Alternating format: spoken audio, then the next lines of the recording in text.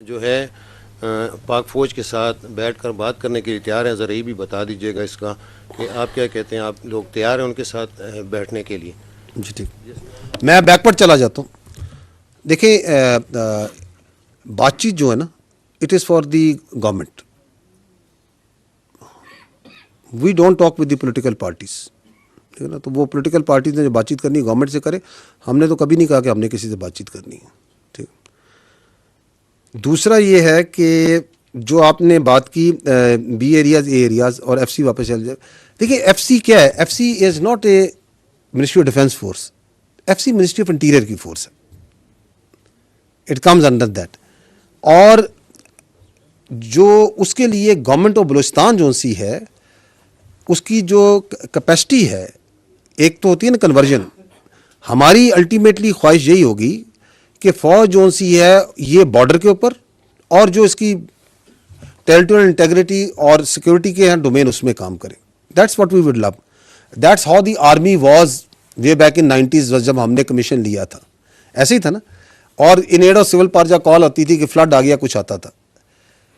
So we would love that, but for that then that capacity building has to happen of not only the law enforcement but the other जो इदारे हैं उसके।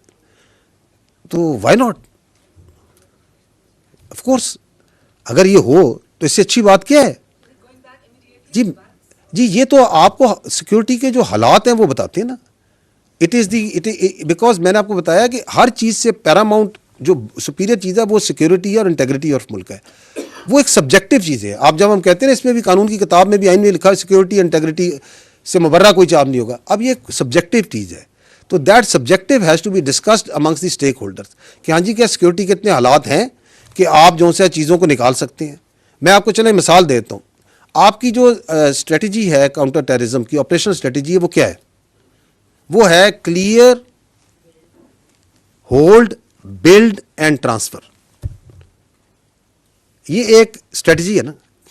इसका मतलब ये है कि सिक्योरिटी फोर्सेस इलाके को क्लियर करें दहशतगर्दों से, they hold it so that the civil government can build and then take over. बेहतरीन एक स्ट्रेटजी है। आपके सामने स्वात का मॉडल है। We cleared it, we kept on holding it for years and years and asking कि यार आप इसको टेक ओवर करें। फिर अल्लाह का करना हुआ, उन्होंने इसको टेक ओवर किया and now they are the one. अभी वहाँ फौज तो नहीं होती कि वहाँ पे कोई लॉ इन्फोर्समेंट का काम फौज कर रही है, कोई ऐसा काम तो नहीं कर रही। हम तो बहुत से एरियाज़ को क्लियर, एक बार नहीं कई बार उनके हवाले किया, फिर दोबारा दहशतगर्द आ गए, फिर दोबारा क्लियर किया, दोबारा खून दिया, दोबारा शहादतें दी।